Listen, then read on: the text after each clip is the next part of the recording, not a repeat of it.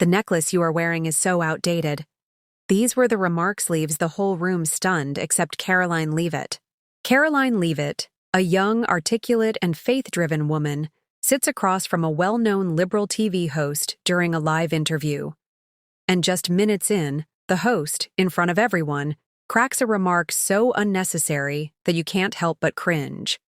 He looks at her necklace, a small, delicate cross that she wears every day, and says with a smirk, "That necklace you're wearing? Wow, isn't that outdated? Like, seriously, do people still wear those?" Did you just feel a little secondhand embarrassment for the guy? Because I did. It was one of those moments you just know was supposed to bait someone into reacting badly. The tone of mockery was crystal clear. It wasn't just about the necklace. He was attacking what it stood for. Her faith. Now, most people in Karoline's position might have fired back. I mean, who wouldn't feel the sting of such an uncalled-for jab during a public interview? But Karoline. She didn't take the bait. She didn't roll her eyes or respond with sarcasm. Instead, she did something completely unexpected. She took a deep breath, nodded slightly, and smiled. Then she said in the calmest tone, "You know what? You're right. This necklace is traditional. And you're not the first to call it outdated. But here's the thing. It's not just a piece of jewelry to me." Her voice was steady. There wasn't an ounce of anger in her tone. She went on, "This cross is a reminder of something I hold very close to my heart: faith, hope, and above all, love. And love is never outdated, don't you think, Sam?" Boom! She flipped the narrative on its head in 2 sentences. The audience fell silent. It was like everyone just paused. And you could tell the host, Sam, wasn't ready for this. You could see, even from his body language, that this wasn't the reaction he was expecting. His smile faltered. But Karoline wasn't done. Without any hint of condescension, she continued, "It's easy to look at something that's unfamiliar to you and think, that's old-fashioned, or that doesn't fit today. But what I've learned in my life, what I believe God teaches us, is that the things that truly matter never go out of style. Love, kindness, forgiveness, they aren't trends. They're timeless. And that's what this cross means to me. It's not about fashion. It's about faith." She paused for a moment, looking right at him, not with defiance, but with a calm strength that pulled you in. "And here's the thing I want to share, Sam. Love is at the center of my faith.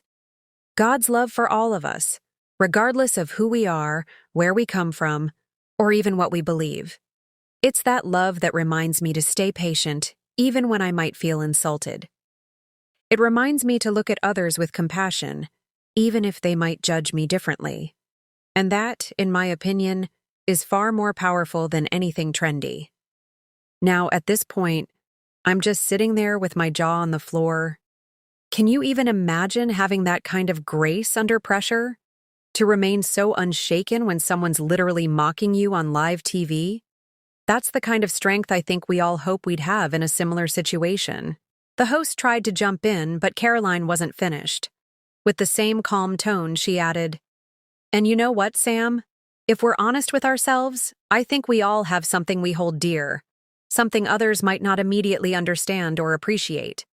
But instead of tearing each other down, what if we used those differences to have conversations, to learn about each other, to connect?"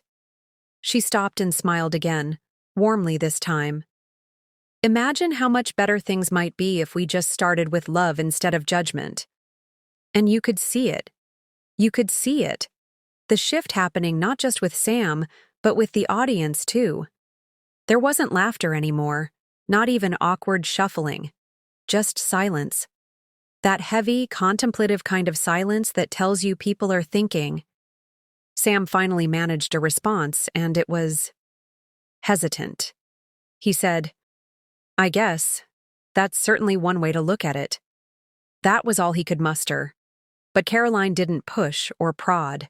She just nodded graciously like the absolute pro she is, and the conversation moved on. But here's the real kicker. After the interview aired, Karoline started getting flooded with messages. People who watched reached out to her, saying how much her words moved them. There were conservative viewers, yes, but there were also liberals, people of other faiths, even those who said they didn't really believe in anything spiritual at all. And they all said the same thing, that her calmness, her compassion was inspiring. One woman, a self-proclaimed atheist, wrote, "I don't usually feel connected to conversations about religion, but the way you handled yourself and spoke about love made me reflect a little. Thank you for reminding me how powerful kindness can be." Guys, do you see the ripple effect here? That interview wasn't just about a necklace or a jab from a TV host. It became this moment where Karoline reminded people of one of the most important messages there is: the message of God's love. And here's what's incredible about that message. It's not limited to any one group of people or denomination. No, God's love is for everyone, every single one of us. And that's why Karoline's response was so powerful. She took what could have been a moment of hurt and turned it into a moment of healing and understanding. It reminds me of one of my favorite passages, 1 Corinthians 13. You know, the one that says, "Love is patient, love is kind. It does not envy, it does not boast, it is not proud." That's the kind of love we're called to show, even when someone insults us, especially when someone insults us. And Karoline? She exemplified that so beautifully. She didn't just preach about God's love, she showed it in action. She took a jab and responded with warmth. She took an insult and turned it into a lesson. What's the takeaway here? I think it's this. For those of us who believe, our faith, our values, they might not always be understood by everyone. Some might even mock it. But it's not our job to fight back with the same energy. It's our job to reflect the kind of love and grace we've received from God. Karoline's story is proof of that. She showed us that when we stand firm but respond with compassion, we don't just defend our beliefs. We might just open someone's heart a little in the process. And that's the story of how one necklace, called Outdated, sparked a conversation far bigger than anyone could have imagined. Remember, love is never outdated. It's eternal. And when we lead with it, we change not just hearts, but the world around us. What did you think about Karoline's approach? Would you have handled it the same way? I'd love to hear your thoughts in the comments. And hey, if you're inspired by this story, make sure to share it with someone who could use a little reminder to lead with love today. Thank you for listening, and as always, spread love and just love. See you next time.